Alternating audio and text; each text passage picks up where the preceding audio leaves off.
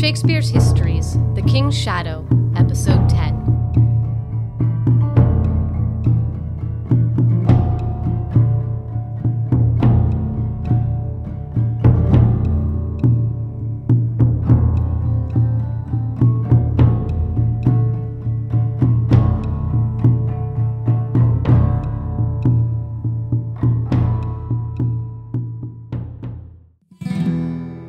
Oh, for a muse of fire that would ascend the brightest heaven of invention. A kingdom for a stage, princes to act, and monarchs to behold the swelling scene. Then should the warlike Harry, like himself, assume the port of Mars. And at his heels, Leishton like hounds, should famine, sword, and fire crouch for employment. But pardon, gentles, all the flat unraised spirits that have dared on this unworthy scaffold to bring forth so great an object. Can this cockpit hold the vasty fields of France? Or may we cram within this wooden O the very casks that did affright the air at Agincourt? Oh, pardon, since a crooked figure may attest in little place 1,000,000. And let us ciphers to this great account on your imaginary forces work. Suppose within the girdle of these walls are now confined two mighty monarchies, whose high upreared in abutting fronts the perilous narrow ocean parts asunder. Piece out our imperfections with your thoughts. Into 1,000 parts divide one person and make imaginary puissance. Think when we talk of horses that you see them printing their proud hoofs in the receiving earth. For 'tis your thoughts that now must deck our kings,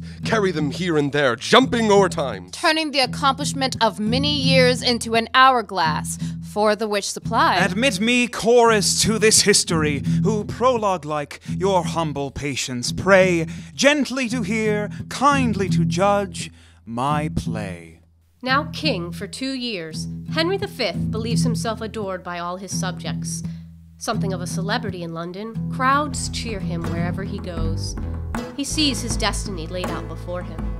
He will follow his father's dying advice, conquer France, and be praised throughout England for his wise and mighty rule. Oh, that we might read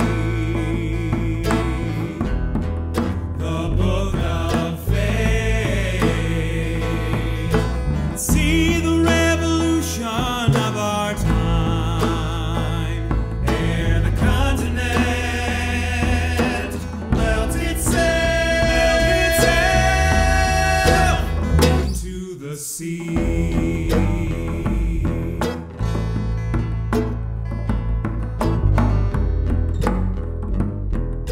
King Henry calls his court to session to discuss invading France and renewing the wars there begun by his great-grandfather, Edward III.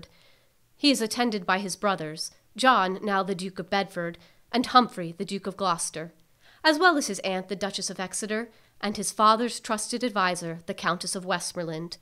The Archbishop of Canterbury and the Bishop of Ely converse secretly prior to the meeting. My lord, I'll tell you that self-bill is urged, which in the 11th year of the last king's reign was like, and had indeed against us passed, but that the scambling and unquiet time did push it out of farther question. But how, my lord, shall we resist it now? It must be thought on. If it pass against us, we lose the better half of our possession.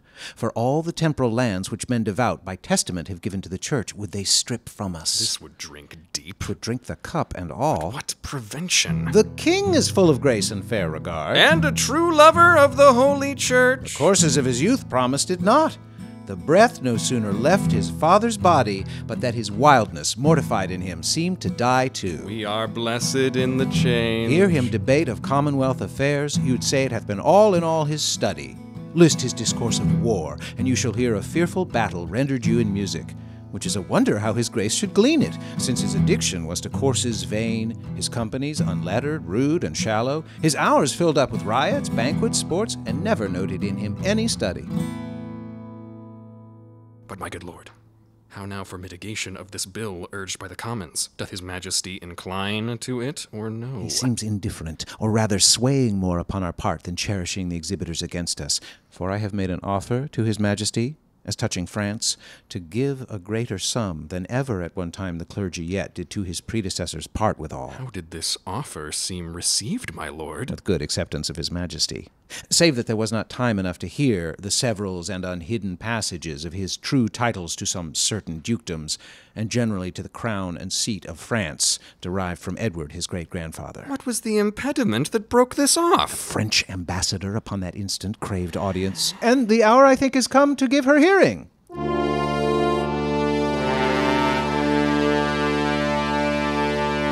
Shall I call in the ambassador, my liege? Not yet, my cousin. We would be resolved before we hear her of some things of weight that task our thoughts concerning us in France.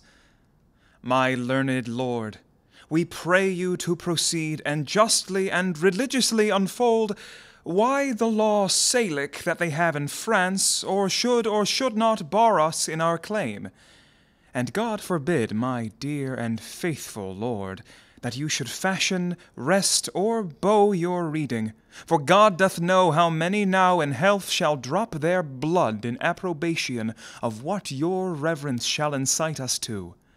We charge you in the name of God. Take heed. Then hear me, gracious sovereign, and you peers that owe yourselves, your lives, and services to this imperial throne. There is no bar to make against your highness claim to France. But this, which they produce from Pharamond, in terram salicum mulieres ne succedant. No woman shall succeed in Salic land, which Salic land the French unjustly gloss to be the realm of France, and Pharamond the founder of this law and female bar. Yet their own authors faithfully affirm that the land Salic is in Germany, where Charles the Great, having subdued the Saxons, there left behind and settled certain French, who, holding in disdain the German women, established there this law, to wit, no female should be inheritrix in Salic land. Then doth it well appear the Salic law was not devised for the realm of France. Besides, their writers say, King Pepin, who deposed Childeric, did as heir general, being descended of Blithild, who was daughter to King Clothaire, make claim and title to the crown of France. Hugh Capet, also, who usurped the crown of Charles, the Duke of Lorraine, sole heir male of the true line and stock of Charles the Great, to line his title with some shows of truth, though in pure truth it was corrupt and naught, conveyed himself as heir to the Lady Lingaire, daughter to Charlemagne, who was the son to Louis the Emperor, and Louis the son of Charles the Great. Also, King Louis the Ninth, who was sole heir to the usurper Capet, could not keep quiet in his conscience, wearing the crown of France, till satisfied that fair Queen Isabel, his grandmother, was lineal of the Lady Ermengar, daughter to Charles the foresaid Duke of Lorraine, by the which marriage the line of Charles the Great was reunited to the crown of France. So that, as clear as is the summer's sun, King Pepin's title and Hugh Capet's claim, King Louis's satisfaction, all appear to hold in right and title of the female. So do the kings of France unto this day. And though they would deny your grace the crown, upon this law 'tis not unknown in France that Charles, so troubled with his frantic sickness, doth give authority and power to his queen. Howbeit they would hold up this Salic law to bar your highness claiming from the female. May I, with right and conscience, make this claim? The sin upon my head, dread sovereign, for in the book of Numbers is it writ, when the man dies, let the inheritance descend unto the daughter. Gracious lord, stand for your own. Unwind your bloody flag. Go, my dread lord, to your great-grandsire's tomb, from whom you claim, invoke his warlike spirit, and your great-uncle's, Edward, the Black Prince, who on the French ground played a tragedy, making defeat on the full power of France. Awake remembrance of these valiant dead, and with your puissant arm renew their feats. You are their heir. You sit upon their throne. The blood and courage that renowned them runs in your veins. Your brother kings and monarchs of the earth do all expect that you should rouse yourself, as did the former lions of your blood. They know your grace hath cause and means and might.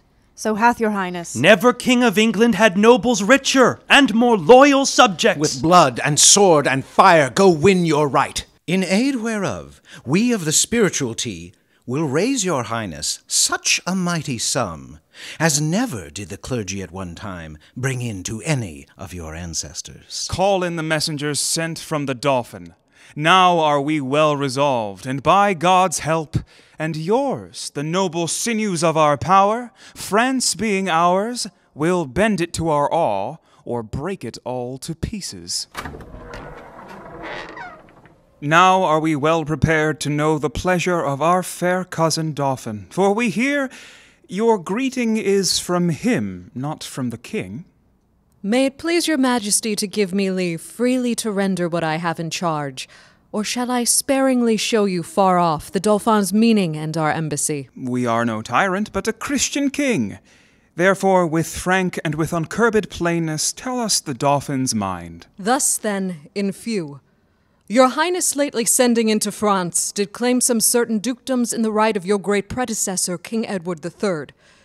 In answer of which claim, the prince our lord says that you savour too much of your youth, and bids you be advised there's naught in France that can be with a nimble galliard won. You cannot revel into dukedoms there. He therefore sends you, meeter for your spirit, this ton of treasure, and in lieu of this desires you let the dukedoms that you claim hear no more of you. This the Dauphin speaks. What treasure, aunt?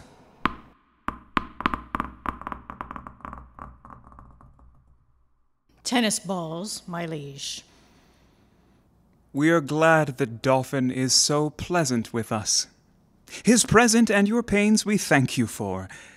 When we have matched our rackets to these balls, we will in France, by God's grace, play a set, shall strike his father's crown into the hazard. And we understand him well, how he comes o'er us with our wilder days, not measuring what use we made of them.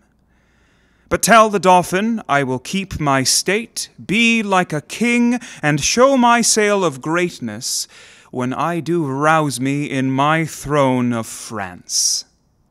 And tell the pleasant prince this mock of his hath turned his balls to gunstones, and his soul shall stand sore charged for the wasteful vengeance that shall fly from them. For many a thousand widows shall this his mock out of their dear husbands, mock mothers from their sons, mock castles down, and some are yet ungotten and unborn that shall have cause to curse the Dauphin's scorn. But this lies all within the will of God, to whom I do appeal, and in whose name tell you the Dauphin I am coming on, to venge me as I may, and to put forth my rightful hand in a well-hallowed cause. So get you hence in peace, and tell the Dauphin, his jest will savour but of shallow wit, when thousands weep more than did laugh at it. Convey her with safe conduct. Fare you well. This was a merry message. We hope to make the sender blush at it. Therefore, my lords, omit no happy hour that may give furtherance to our expedition. For we have now no thought in us but France. Therefore let our proportions for these wars be soon collected, for God before. We'll chide this Dauphin at his father's door.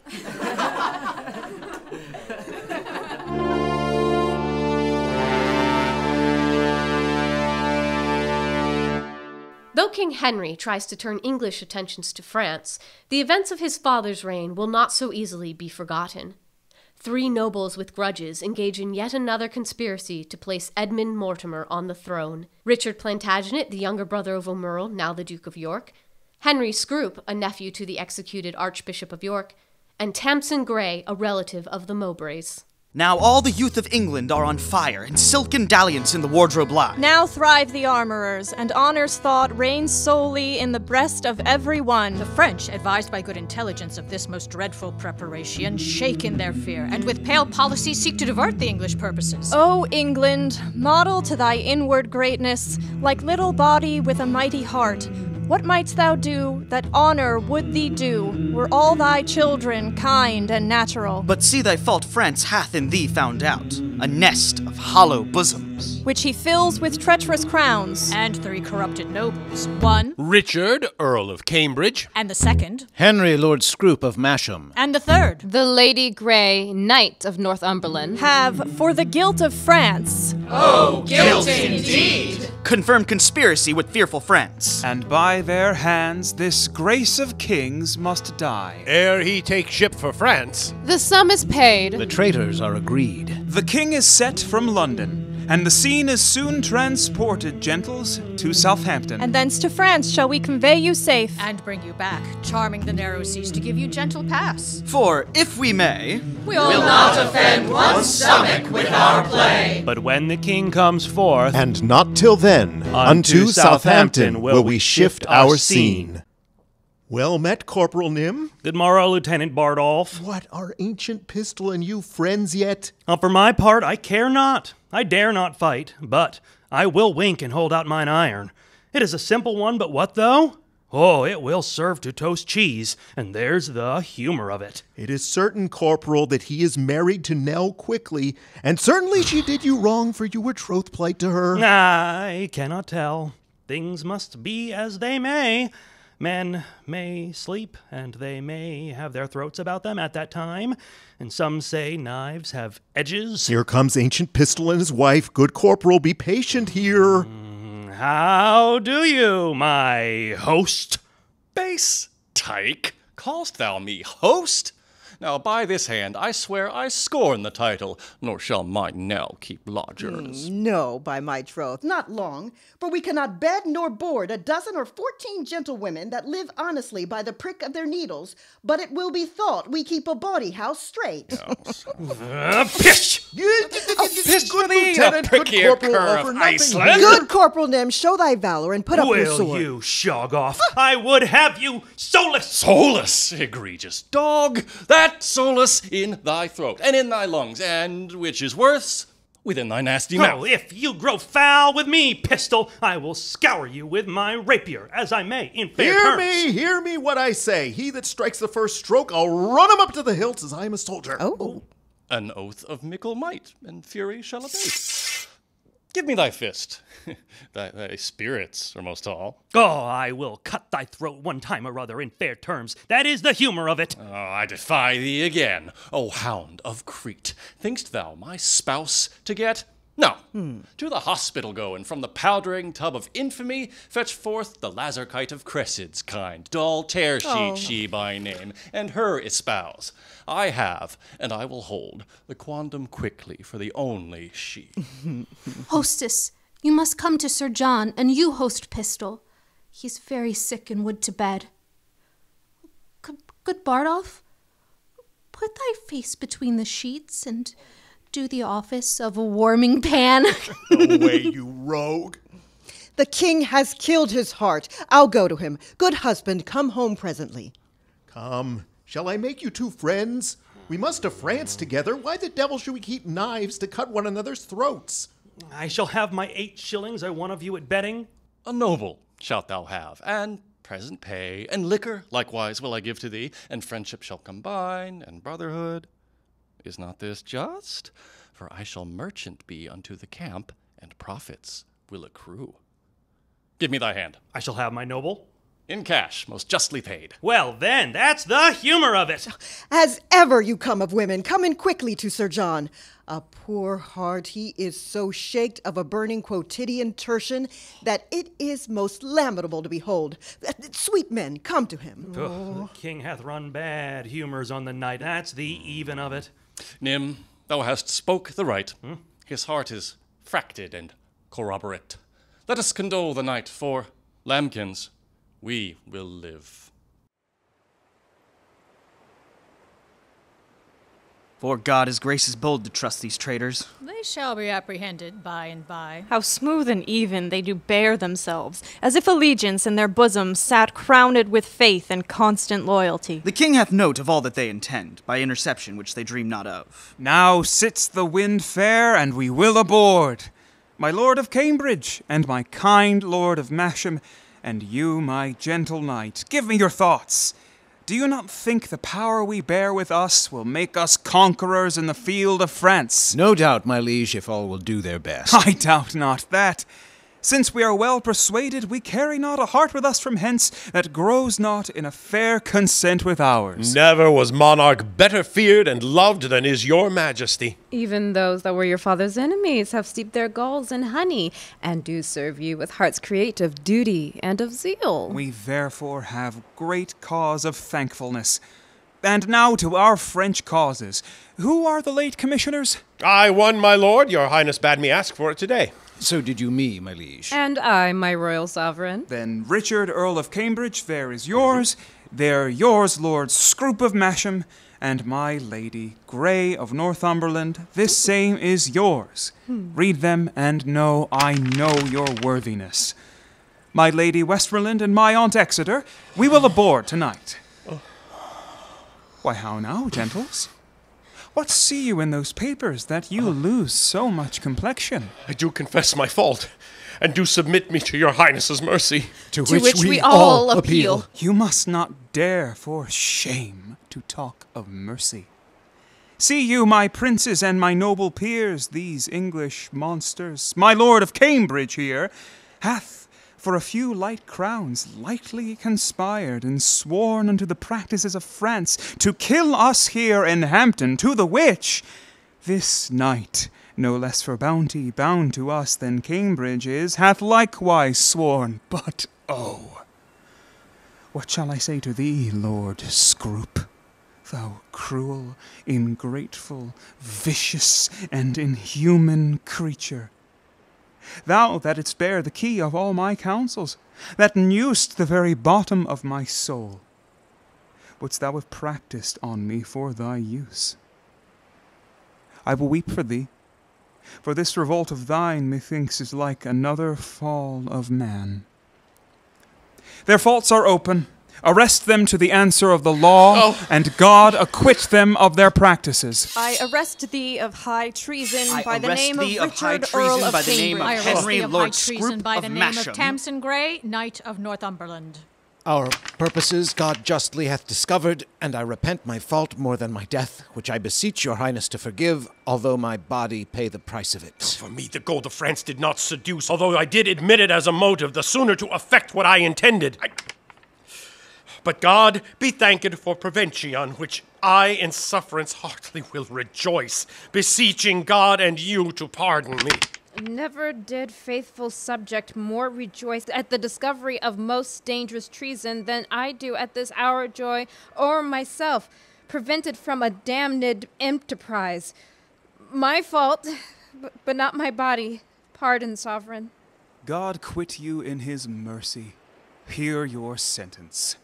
You have conspired against our royal person, joined with an enemy proclaimed, and from his coffers received the golden earnest of our death, wherein you would have sold your king to slaughter, his subjects to oppression and contempt, and his whole kingdom into desolation. Touching our person, seek we no revenge. But we our kingdom's safety must so tender, whose ruin you have sought, that to her laws we do deliver you. Get you therefore hence, poor miserable wretches, to your death. No! No! Now, lords, to France, the enterprise whereof shall be to you as us, like glorious. We doubt not of a fair and lucky war, since God so graciously hath brought to light this dangerous treason lurking in our way. Cheerly to see the signs of war advance, no king of England, if not king of France. King Henry's declaration of war means that many of his former tavern companions must also join the army sailing to France. Pistol, Bardolph, Quickly, Nym, and Peto gather to say their goodbyes. Bardolph, be blithe. Nym, rouse thy vaunting veins. Boy, bristle thy courage up. For Falstaff, he is dead, and we must grieve, therefore. Would I were with him, wheresoe'er he is, either in heaven or in hell. Nay, sure, he's not in hell.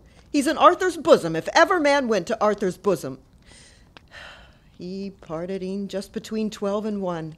For after I saw him fumble with the sheets, I knew there was but one way. How now, Sir John? Quoth I. What, man, be of good cheer. So he cried out, God, God, God, 3 or 4 times. Now I, to comfort him, bid him he should not think of God. I hope there was no need to trouble himself with any such thoughts yet. So he bade me lay more clothes on his feet. I put my hand unto the bed and felt them, and they were as cold as any stone. Then I felt to his knees, and so upward, and all was as cold as any stone. They say he cried out on sack. Aye, that he did. And on women. Nay, that he did not. Yes, that he did. And said they were devils incarnate. He could never abide carnation. 'Twas a color he never liked. Do you not remember he saw a flea stick upon Bardolph's nose, and he said it was a soul burning in hellfire? Well, the fuel is gone that maintained that fire. That's all the riches I got in his service. Sing with thy mouth, sing with thy heart, like faithful friends, sing loath to depart. Sing with thy mouth, sing with thy heart, like faithful friends, sing loath to depart. Though friends together may not always remain, yet loath to depart, sing once again. Sing with thy mouth, sing with thy heart, like faithful friends, sing loath to depart. Shall we shog off? The king will be gone from Southampton. Come, let's away. My love, give me thy lips.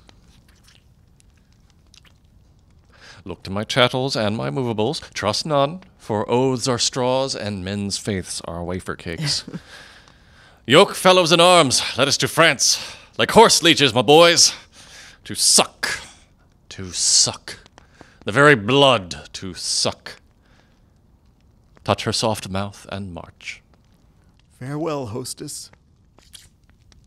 I cannot kiss, and there's the humor of it, but adieu.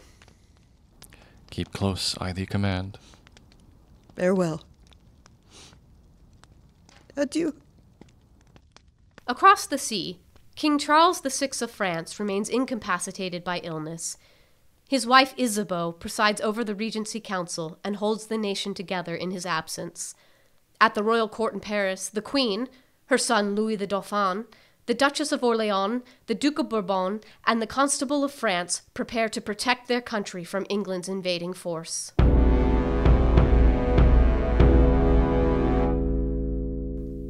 Thus comes the English with full power upon us.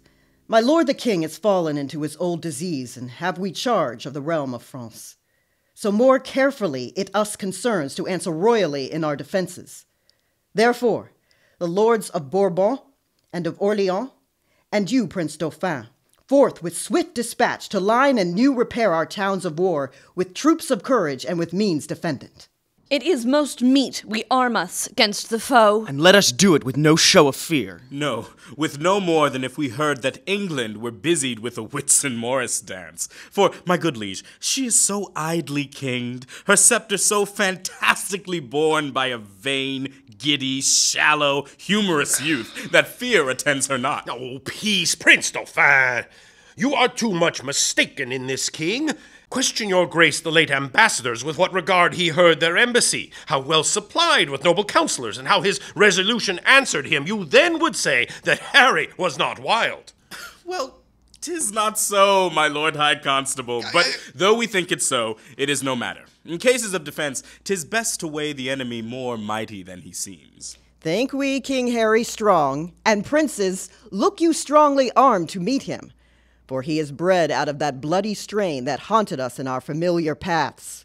Witness our too much memorable shame when Crécy battle fatally was struck, and all our princes captive by the hand of that dread name, Edward, Black Prince of Wales.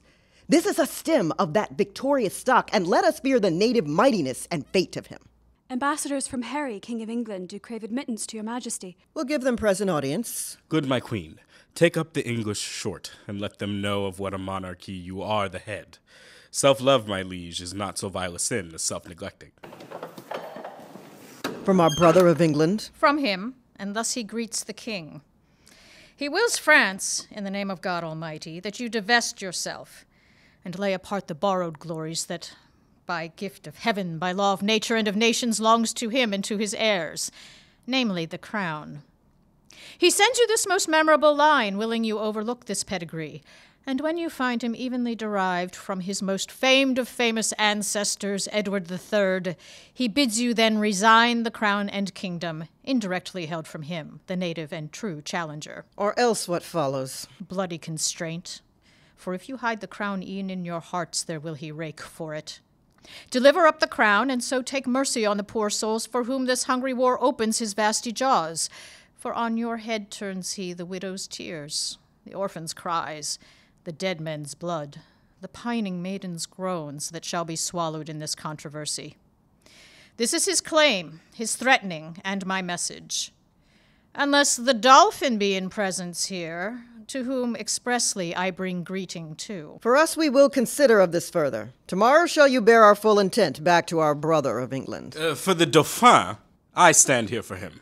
What to him from England? Scorn and defiance, slight regard, contempt, and anything that may not misbecome the mighty sender doth he prize you at.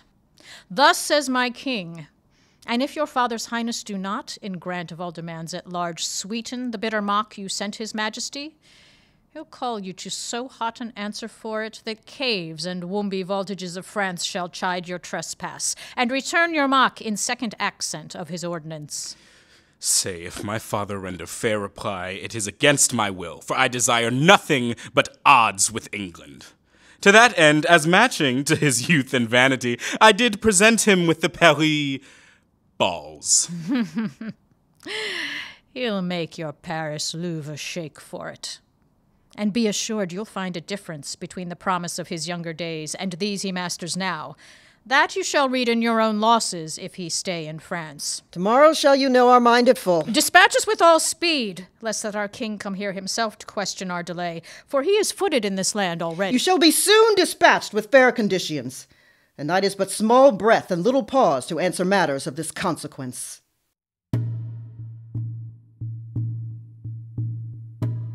You've been listening to Shakespeare's Histories, Season 1, The King's Shadow, presented by Brave Spirits Theatre, directed by Charlene V. Smith. This recording is produced and edited by Patrick Flynn.